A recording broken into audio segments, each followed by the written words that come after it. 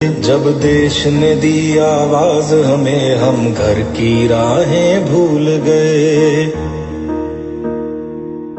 हम सोए नहीं कई रातों से, जाने वतन सो जाने बुझे। हमें नींद उसी दिन आएगी जब देखेंगे आबाद तुझे।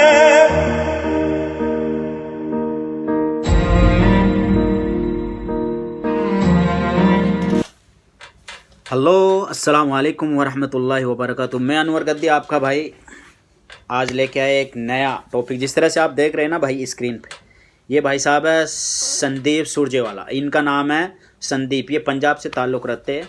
फ़िलहाल ये राष्ट्रीय प्रवक्ता है कांग्रेस के। और ये जो दूसरे भाई साहब आप देख रहे हैं, ये भाई साहब है असदुद्दीन ओवैसी साहब, MIM के प्रेसिडेंट है। हैदराबाद से ताल्लुक़ रखते हैं, आप सबको पता है, पूरी दुनिया इनको जानती है। और किस बेस पे जानते हैं वो भी आप सबको बताने की ज़रूरत नहीं है। लेकिन आजकल बिहार का जो चुनाव हुआ है उसमें सुनने को आपको आया एक दो दिन पहले भी, ये जो भाई साहब है कांग्रेस के, ये भड़के हुए हैं। क्यों भड़के हुए हम आपको आगे इस वीडियो में बताते हैं। वीडियो आप पूरी देखें। यदि इसे सब्सक्राइब नहीं किया तो इस चैनल को भाई सब्सक्राइब करें। आपके लिए आने वाली वीडियो हम इंशाल्लाह और अच्छे ढंग से अच्छे तरीके से बनाने की कोशिश करेंगे। जैसे जैसे हमको टाइम मिलता है आपको हम सिंपल सादा सरल भाषा में समझाने की पूरी कोशिश करेंगे। तो आप इसे लाइक करें, सब्सक्राइब करें।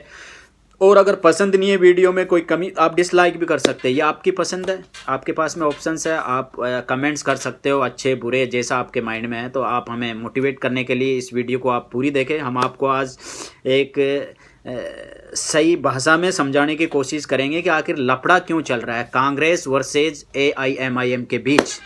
आखिर क्या वजह है, ये जो भाई साहब है इनकी क्या जिद्द है, और ये जो भाई साहब है ये इल्ज़ाम क्यों लगाते हैं।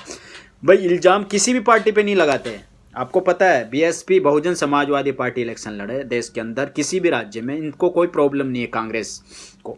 BSP SP Samajwadi party, RJD, BJD, जितनी आम आदमी पार्टी है, जितनी भी पार्टी है देश की, कोई भी किसी भी स्टेट में चुनाव लड़े, इनको कभी इनकी कोई प्रतिक्रिया नहीं आती। आई हो तो मेरे को बताओ, आप साबित करें कांग्रेस की तरफ से। लेकिन जैसे एंट्री MIM की होती है तो ये बौखलाना स्टार्ट कर देते हैं। अब बौखलाते क्यों हैं हम आपको वीडियो में आगे बताते हैं, असली वजह क्या है। तो आप हमारे साथ बनिए रहे इंशाल्लाह। बौखलाते इसलिए वजह से मेरे भाई, देश की किसी भी पार्टी से इनको कोई प्रॉब्लम नहीं, MIM से ही क्यों प्रॉब्लम है। ये जो भाई साहब है ना हैदराबाद के, आपने देखा होगा वीडियो में, असदुद्दीन ओवैसी साहब, तो इनकी समस्या एक है। इन भाई साहब के दिमाग और दिल के अंदर एक चीज़ बैठी हुई है, इनके अंदर भी। वो क्या बैठी हुई है, वो ये बैठी हुई है कि जागे मियाँ, क्या जागे मियाँ, कब तक सोते रहोगे। 70 साल हो गए, 73 ईयर्स हो गई, अब तो जागिए। तो ये जगाने का जो ये काम कर रहे हैं, ये जो जागरूकता का जो काम कर रहे हैं, आपको पता है दिन रात, कभी दिल्ली, कभी किसी स्टेट में, कभी किसी गांव में, कभी किसी जलसे में, कभी पार्लियामेंट में, कभी आउट ऑफ पार्लियामेंट में, कभी किसी स्टेट में। यानी कि भाई साहब 24 आवर्स इसके एक ही धुन है। भाई साहब सोते भी है कि नहीं सोते हैं, अल्लाह इनको सलामती में रखे, जहाँ भी रहे खुश रखे, आबाद रखे। और इसी तरह इनके अंदर वो स्पिरिट पैदा करते रहे कि ऐसे जज्बाती बंदे बहुत कम होते हैं जो इस तरह से काम करते हैं और ऐसी फ़िक्र रखते हैं। तो ये जो फ़िक्र और जज्बा और ये जो चीज़ें जगाने का जो काम करते हैं ना, कि मियाँ उठिए, 70 साल हो गए, कब तक सोते रहोगे, कब तक गुलामी करते रहोगे, अपने पैरों पर चलना सीखिए, चाहे धीरे चले लेकिन अपने खुद के पैरों पर चलना सीखिए। तो ये जो भाई साहब है कांग्रेस के, जो संदीप जी, तो इन संदीप जी ये भड़के हुए हैं। अब कांग्रेस भी भड़की हुई है कि ये BJP की बी टीम है। अब बात आप ध्यान से सुनिए, BJP के लिए काम करते हैं, BJP की बी टीम है। तो हंसी आती इन भाई साहब को, इनको ये पता नहीं है अपनी पार्टी के कि 50 से ज़्यादा 56-57% इनके जो MLA MP थे, इनकी पार्टी के जो कार्यकर्ता थे मजबूत। ये मैं नहीं कहता कोई मंत्री था, मिनिस्टर था, MLA था, MP था, पार्षद था, सरपंच था, जितने भी थे, 60-50% से ज़्यादा BJP में चले गए। BJP के अंदर जो पार्टी है ना, देश को उन्होंने 30 से 29% वोट ही दिया देश ने उनको, ज़्यादा वोट नहीं दिया। कोई ये समझे कि BJP इस तरह से कैसे, उनको 30 से 31, 29, 28% वोट दिया। 2014 की बात कर रहा हूँ, जबकि इतनी लहर थी पूरे देश के अंदर, तब भी 30% देश ने उनको वोट दिया है। लेकिन आज दोबारा फिर वही सत्ता में है। तो वो काफ़ी लंबा टॉपिक हो जाएगा, मैं उस पर, इस मैटर पे अगली वीडियो के लिए आपको खुलासा करूँगा। बाकी शॉर्टकट में समझाने की कोशिश करता हूँ कि इन भाई साहब को अपनी पार्टी का समस्या नहीं है। सुसरा, वो बोलते ना बिहार में कि सुसरा इनको इससे प्रॉब्लम क्यों है भाई? बीजेपी या आरएसएस या कांग्रेस या बीएस बहुजन समाजवादी पार्टी, आम आदमी पार्टी और आरजेडी, बीजेडी, पता नहीं कौन कौन सी देश की जितनी भी पार्टी है, उनको किसी से कोई प्रॉब्लम नहीं। वो स्टेट में जाए, इलेक्शन लड़े, कुछ भी करे, कांग्रेस की कोई प्रतिक्रिया उनके खिलाफ नहीं आती है, ये आपको भी पता है। लेकिन जैसे एंट्री इन भाई साहब की हुई, जगाने वाले भाई साहब की, तो फिर इनकी प्रतिक्रिया आप देखिए। संदीप जी 2-3 दिन पहले किस तरह से प्रेस कॉन्फ्रेंस करके किस तरह से इल्ज़ाम लगा रहे थे इन भाई साहब पे कि भाई साहब आप बीजेपी की भी टीम है, बीजेपी के लिए आप काम करते हैं। तो इन भाई साहब को ये पता नहीं है कि कर्नाटक से लेके कर्नाटक, मध्य प्रदेश, मणिपुर, गोवा और ना जाने कितने स्टेट जो पब्लिक वोट देती है, और खासकर अल्पसंख्यक 95% वोट देते हैं कांग्रेस को, लेकिन जीतने के बाद में सरकार बीजेपी की बनवा देते हैं। तो इन भाई साहब को ये पता नहीं है कि घर का भेदी डंका ढोए, कौन सी कहावत है अपने राजस्थान में, वो इनको समझ में नहीं आती है। अपनी फिक्र नहीं है, अपने एमपी एमएलए चाहे पूरे के पूरे बिक जाए, चले जाए, उनकी फिक्र नहीं है। फिक्र है किसकी? एमआईएम की। ये क्यों है फिक्र एमआईएम की, आपको आगे वीडियो में हम बताते हैं कि इनकी असली वजह क्या है, इनको पेट में दर्द क्यों होता है, समझने की ज़रूरत है भाई। और इनकी ये जो बातें है ना कि एमआईएम बीजेपी की बी टीम है, तो ये इन्होंने अल्पसंख्यक के कुछ ऐसे गुर्गे, जो इनको बोलते हैं ना, गुर्गे पाल रखे, वो भी इनका साथ देते हैं। उनकी भी बुद्धि जो है ना वो बंद हो चुकी है।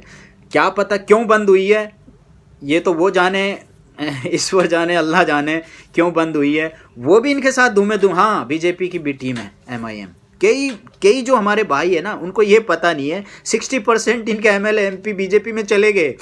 इनको जिता के हमने पूरा स्टेट दिया है, मध्य प्रदेश से लेके एमपी, गोवा, मणिपुर, कर्नाटक, लेकिन सरकार किसकी है अभी? सरकार बीजेपी की है। तो इनको अपनी फिक्र नहीं है, फिक्र है एमआईएम की।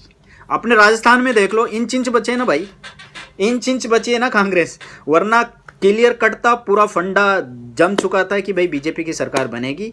और इनके जितने भी जीत के गए, जो भी इनके जो सिपाही, वो सिपाही जाने के लिए तैयार भी हो गए थे, लेकिन रब जाने किस वजह से वो लोग नहीं जा पाए, और फिर वापस कांग्रेस की सरकार बनी हुई है। ये इनको शुक्र करना चाहिए ईश्वर का कि नहीं तो राजस्थान भी चला गया था। तो इनको अपनी फिक्र नहीं है, फिक्र है इन भाई साहब की। इन भाई साहब ये जगाने का काम करते हैं कि मियाँ उठिए। तो इनसे इसलिए प्रॉब्लम है कि ये चाहते हैं कि अल्पसंख्यक का जो वोट है ये हमारे बाप की बापोती है। भाई आपके बाप की बापोती थी 73 ईयर से, आप ही को देते आ रहे थे। लेकिन अब भाई सब जागरूक हो गए, खासकर नौजवानों में जागरूकता पैदा हुई कि कब तक सोते रहेंगे। ये भाई साहब जो आए जब से, तो ये जगाने का जो काम करते हैं, तो थोड़ी सी दिमाग के अंदर बैठी हुई है अब चीज़ कि वाकई में ही कब तक गुलामी करते रहेंगे। भाई चलना सीखे, अपने पैरों पे चलना सीखे। तो ये इस वजह से बौखलाते हैं कि इनका जो वोट बैंक है उसमें छेद ना लगे। मतलब इनकी जो ये एक प्रॉपर्टी है, अमेठी से लेके राहुल गांधी जी अमेठी हार गए, SC ST OBC उनका जितना वोट था वो ख़त्म हो गया, सिवाय अल्पसंख्यक के।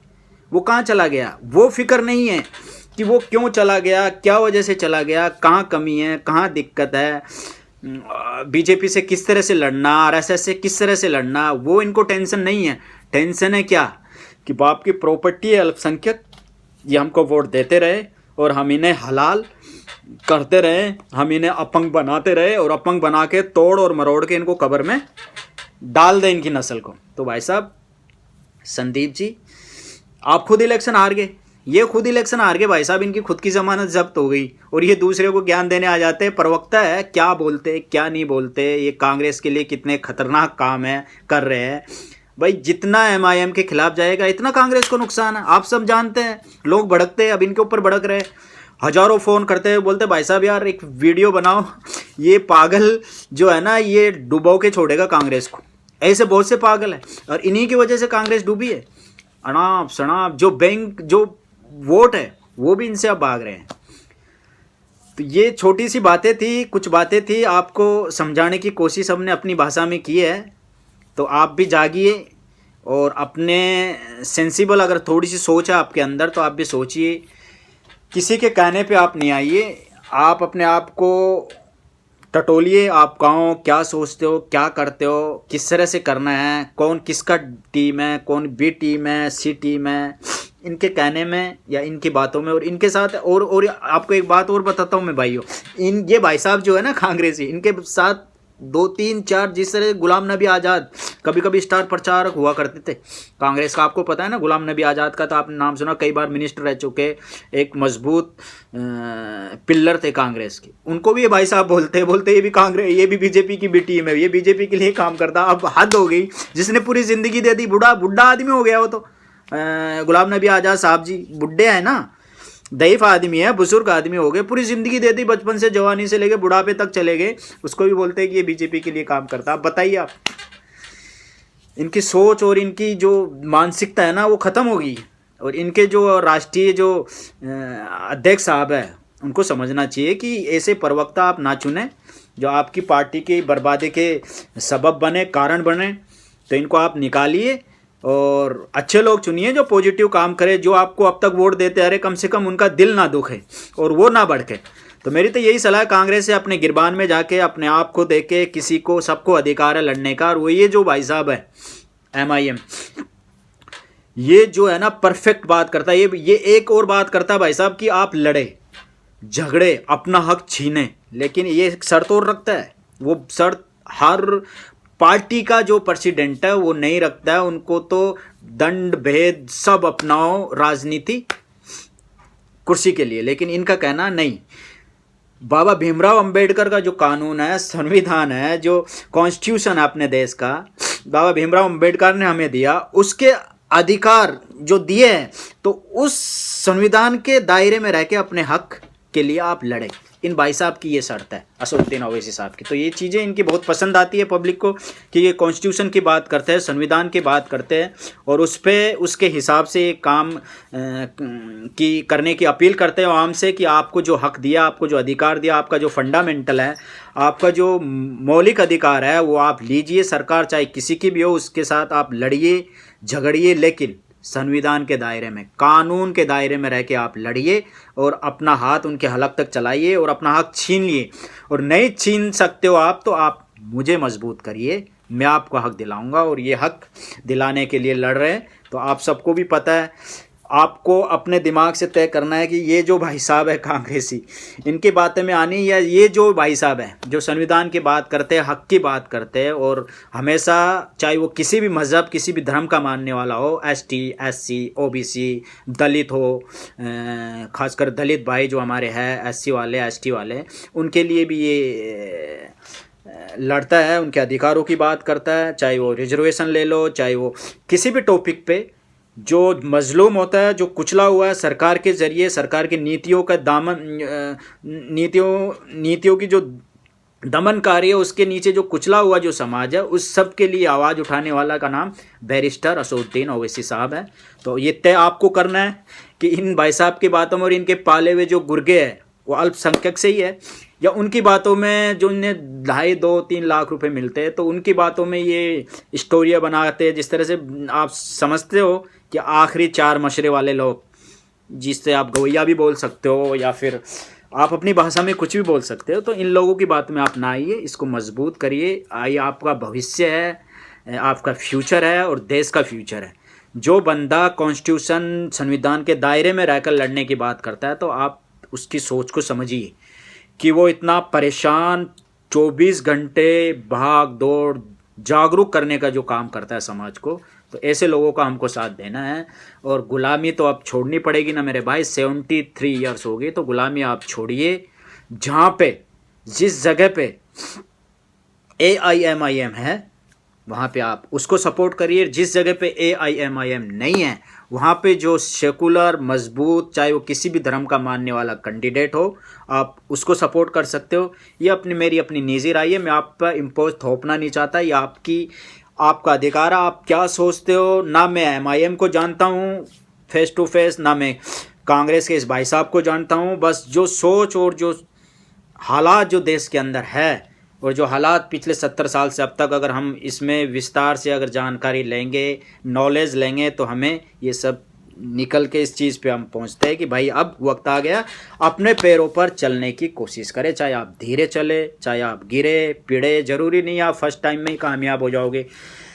फर्स्ट टाइम पे आप गिरोगे, सेकंड टाइम पे आप गिराओगे, थर्ड टाइम में आप हो सकता है आप चलना सीख जाओ। तो ये काफ़ी लंबा प्रोसेस है, तो इसके लिए आप अपने आप को तैयार करिए, अपने इर्द गिर्द लोगों को तैयार करिए, और आपको अधिकार है कि आप किसके साथ जाना चाहते हो, किसकी बातों में आना चाहते हो।